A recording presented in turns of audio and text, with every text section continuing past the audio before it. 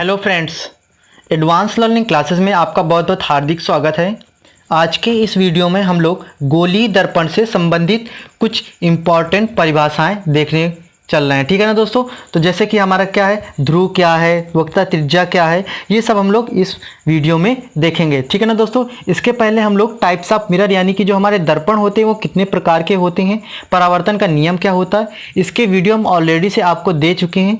अगर आपको देखना है तो आप हमारे चैनल पे प्लेलिस्ट बनी है, वहाँ जाकर आप आसानी से देख सकते हैं। अगर आपको वीडियोस अच्छे लगे तो प्लीज़ हमारे चैनल को सब्सक्राइब करके सपोर्ट कीजिए और ज़्यादा से ज़्यादा वीडियोस को अपने फ्रेंड्स को शेयर कीजिए। तो दोस्तों हम लोग चलते हैं। सबसे पहला हमारा पॉइंट है यहाँ पर द्वारक। गोलीय दर्पण के परावर्तक भाग को दर्पण का द्वारक कहते हैं। ठीक है ना दोस्तों। यानी कि जैसे हमारा ये एक दर्पण दिया हुआ है, कैसा दर्पण है, अवतल दर्पण है।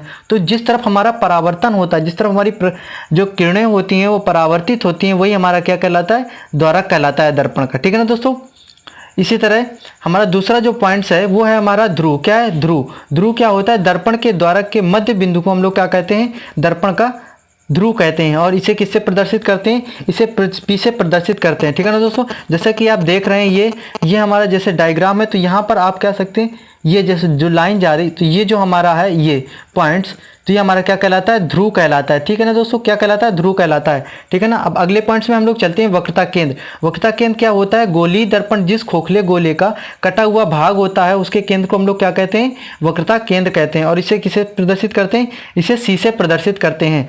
अगर हम लोग इसी तरह वक्रता त्रिज्या की बात करें तो दर्पण के ध्रुव तथा वक्रता केंद्र के बीच की दूरी को क्या कहते हैं, हम लोग वक्रता त्रिज्या कहते हैं। और इसको किससे प्रदर्शित करते हैं, आर से प्रदर्शित करते हैं। इसके बाद अगले पॉइंट चलते हैं हम लोग फोकस बिंदु। यानी फोकस बिंदु किसे कहते हैं, देखो कहीं कहीं आपको दोस्तों आपके बुकों में फोकस लिख देगा, तो वो फोकस नहीं सही है, फोकस बिंदु होता है। ठीक है ना दोस्तों। तो इसकी डेफिनेशन क्या होती है, किसी दर्पण के ध्रुव तथा वक्रता केंद्र के बीच की दूरी को हम लोग क्या कहते हैं, फोकस बिंदु कहते हैं। अब हम लोग फोकस दूरी की बात करते हैं तो दर्पण के ध्रुव तथा फोकस बिंदु के बीच की दूरी को हम लोग क्या कहते हैं, फोकस दूरी कहते हैं। और इसे किससे प्रदर्शित करते हैं, एफ से प्रदर्शित करते हैं। फोकस दूरी वक्रता त्रिज्या की कैसी होती है, आधी होती है। ये हमारा फॉर्मूला मोस्ट इंपॉर्टेंट फॉर्मूला है। तो दोस्तों आप इसको याद बनाए रखिएगा। ठीक है ना दोस्तों। यानी कि फोकस दूरी बराबर वक्रता त्रिज्या अपॉन 2। अगला हमारा क्वेश्चन है कि मुख्य अक्ष किसे कहते हैं।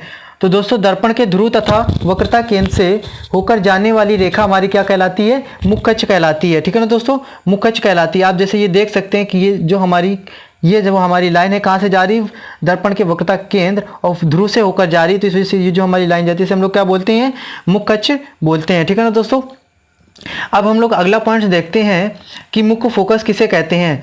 तो मुख्य अक्ष के समांतर आने वाली प्रकाश किरणें परावर्तन के पश्चात जिस बिंदु से होकर जाती हैं या आती हुई प्रतीत होती हैं उसको हम लोग क्या कहते हैं, मुख्य फोकस कहते हैं। यानी कि सपोज हमारी कोई प्रकाश किरण पहले समांतर आई, उसके बाद जिस बिंदु परावर्तन के पश्चात जिस बिंदु से होकर जाती है मुख्य अक्ष के, वो हमारी क्या कहलाती है, फोकस यानी कि मुख्य फोकस कहलाता है। ठीक है ना दोस्तों।